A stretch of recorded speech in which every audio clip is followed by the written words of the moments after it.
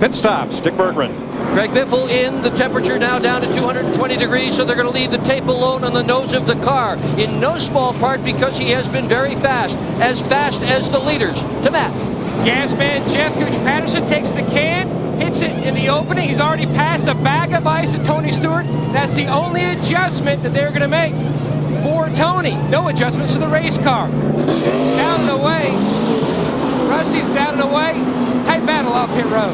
Greg Biffle gets the nod. And remember, Greg has that pit box right here over as you come through the apron in turn 4. Gets to his pit box, gets his work done, and he wins the battle off pit road.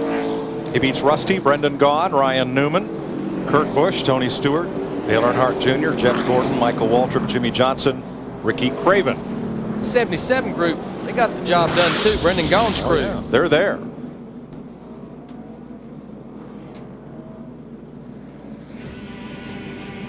Looked like the real loser was Tony Stewart in the 20 car. 100 laps, 1/5 distance. You're watching NASCAR on Fox, presented by Quaker State.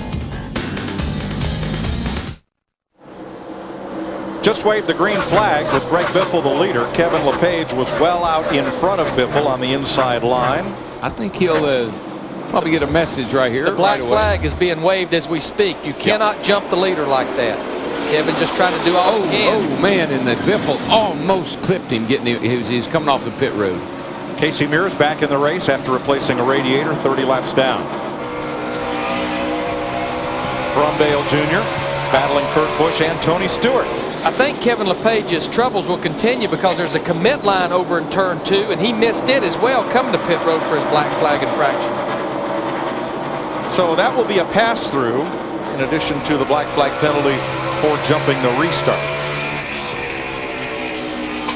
And here at Bristol, that will cost you probably at least an additional 2 laps under green.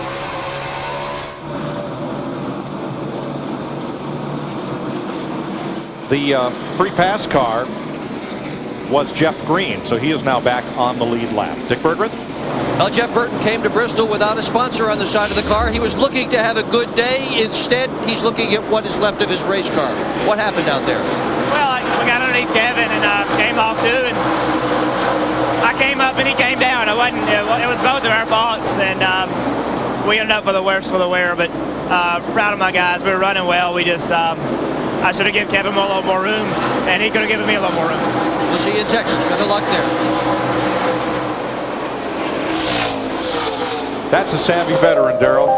Wasn't anybody's fault. It's just Bristol. Well, if you can have that attitude here at Bristol, you'll leave here a lot happier. I can tell you that, because nobody wrecks anybody on purpose here. You know how fast you're going. You know what the closing rate is. All it takes is a little slip on either guy's part, and around you go. I know who's happy right now, at least on lap 117. We're riding with Dale Earnhardt Jr. in the Budweiser car, the number 8 car. Started back in 18th. He went to victory lane yesterday in the Busch Series race, but as a car owner, as his driver Martin Truex. I know there was some concern, though, because yesterday in practice, Matt Yoakum, the 8 car was having some tire issues, and the weather's hotter today. Tony Eury Jr. told me that was a concern, especially with the slight rain that we had here at the Speedway last night. But he felt like they were going to adjust for that with the setup on the first stop, Larry Mack. The car we mentioned was way too tight. The air and wedge adjustment. Tony Jr. just told me that Jr. said help the car. 14-second stop didn't help them as much as they would have liked, but the car is getting better and better. To Steve. Well, Matt, remember, Jeff Gordon said his car was wicked loose in the early going when the lap. But it had gotten tight in the center, and that's what concerned him most. They made a wedge adjustment, they added some air pressure to the left rear tire, and they took some tape off of the front grille. Thanks, Steve. 3 caught. We're at lap 121. 4th leader of the day is Greg Biffle, who led the first 111 laps of yesterday's Sharpie 250. You know, a team that has really struggled this year came here, qualified 25th, which was a concern. Ricky Craven in that 32 car right there. He has made his way in the top 10, and right now, I think he has a better race car than Jimmy Johnson in front of him in the 48, if he can just get to him. This team needs a good run, though, just to get their confidence back. Right behind Craven, Sterling Marlin.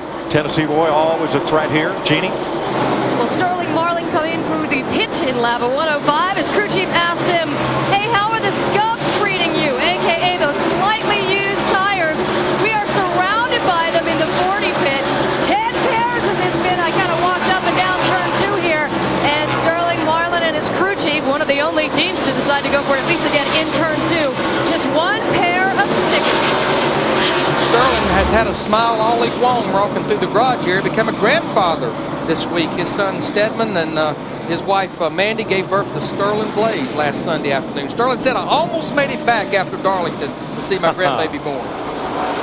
He's working over Ricky Craven right now. This is for 10th place. Junior works past Joe Nemechek, who's now 1 lap down.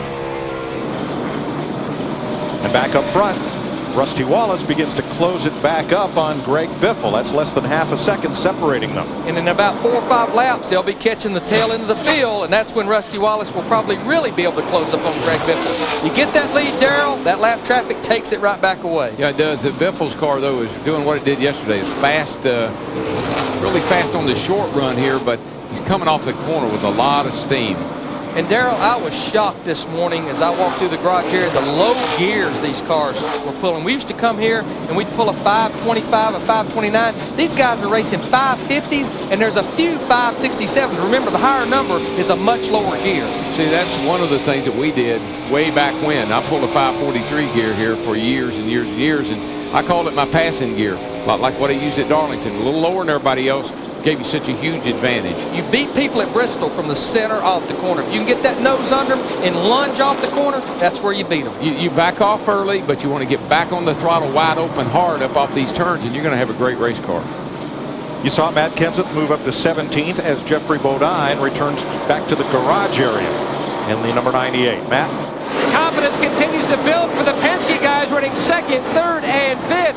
Rusty Wallace, 2nd straight stop, no adjustments. Brendan Gaughan, no adjustments. Ryan Newman, air pressure.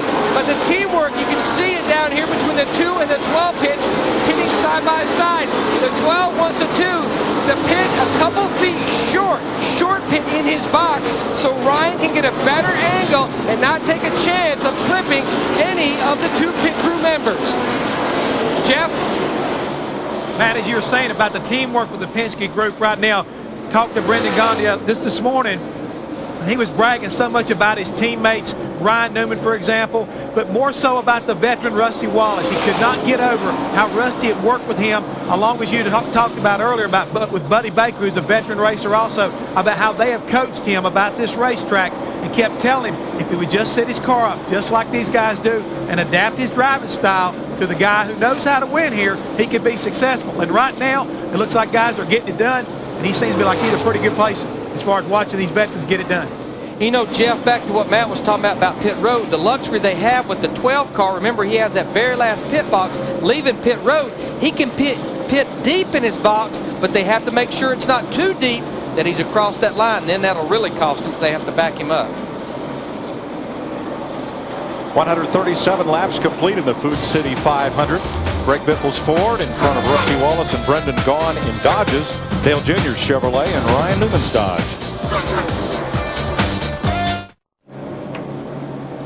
Nice to have you with us on Fox here in Bristol. NASCAR Nextel Cup Racing on Fox presented by Quaker State, and today's aerial coverage provided by Quaker State. Greg Biffle, your current leader. Let's do a quick recap for those of you that were not with us at the start of the race. Ryan Newman, the pole sitter, led the first 25 laps. On the 25th lap, that's Rusty Wallace in the 2-car, Dodge passing Dodge. Penske teammates. Lap 58, first caution. The rookie Casey Kane in the 9-car. Bumped by Jamie McMurray. Later said he was stupid. What was he doing here? And said he'd get him back. And then lap 82, Tony Stewart taking the lead from Rusty Wallace. A little bump and run. And on lap 102, Labonte, Harvick, Burton involved. And Bobby Labonte ramming in to Burton, and then the race off pit road. Race off pit road won by Greg Biffle right now, who was the leader. And here comes Rusty Wallace around. He gets inside the leader then, Greg Biffle, and takes the lead. And Rusty's got that car hunting that yellow line and looking pretty strong. Reporter from Cincinnati. Yes, he is. His car was going to battle his way back up, led early, but presently he's running 6th. And a thought on Kurt Busch, who of course has won 3 of 4 here, currently running 8th. I talked with Jimmy Fennick this morning.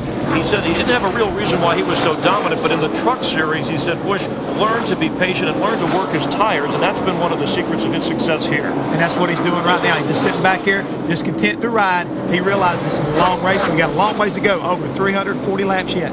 Kurt Busch trying to hold off Jimmy Johnson at 8th and 9th spot. Let's go back upstairs. Leaders in heavy traffic. Rusty Wallace trying to get by Johnny Sauter and the double wide group of Mayfield and the 01 in front of him. While Jimmy Johnson gets past Kurt Busch. Johnson will move up to 8th. 4 laps ago, Tony Stewart went past Jeff Gordon for 6th. Dale Jarrett just outside the top 10 along with Michael Waltrip. Big picture racing. Yeah, I mean, qualified back in 30th, and in that first run that was about 50 or 60 laps, he almost went a lap down, but there's no question when you look at our biggest movers that Dale Jarrett and that group, Mike Ford, they made the right adjustments on that race car. Of course, you see Robbie Gordon had a decent qualifying run on Friday, but he had to start at the rear of the field because of an engine change this weekend. Robbie Gordon at work. And that's definitely at work in there, I guarantee at this place. 23rd place. Battle brewing for 3rd. Earnhardt Jr. closing in on the Punisher. That's what's on the back of Brian Gaughan's car, new movie. And this is 3rd and 4th place. Yeah, they just went by Joe Nemechek in the 01 car. He's a couple laps down. But this is what happens when we get these long lap down. They want to stay on the lead lap.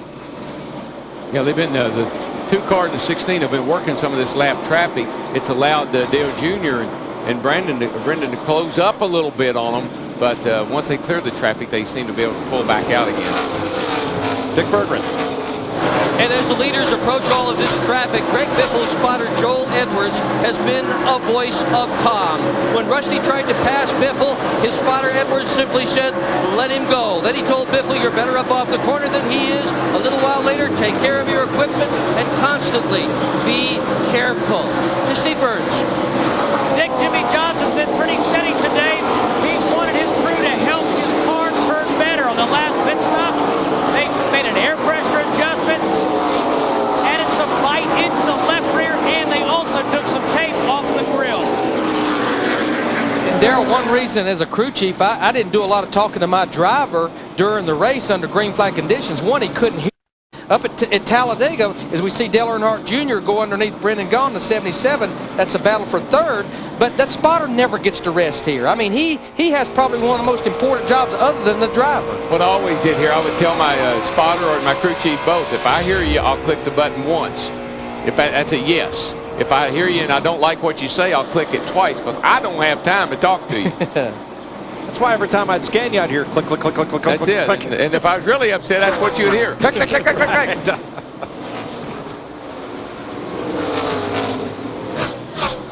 167 laps, 1/3 distance here at Bristol. 3 cautions in the first 100 laps since then. Oh, we were caution free until Ricky Rudd just hit the wall coming out of turn 2.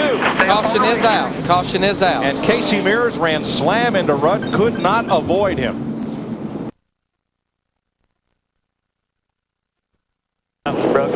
Wham. And Casey had been in the garage working on his car and just gotten back out there. Yeah, it was all fixed with a new radiator. He was 30 laps down, but running competitive speed. I heard him say it sounded like that Ricky may have had a tire problem. Sounded like he may have had a right front go down. Casey Mears' Dodge is a mess. There's Ricky Rudd. He's okay. Will climb out of the Wood Brothers car at 1/3 distance. Had a decent qualifying run on Friday, qualified 15th. There you see the thumbs up from the safety worker. Ricky's okay, which we had the shot of him. He was really beginning to go backwards, though, being lapped by our leader, Rusty Wallace. Well, one of the things you know that you do is that you drop that air pressure in that right front tire, and you can have a problem. There it is. It's huge. Casey Mears was just a victim. Caution is out. You're watching that.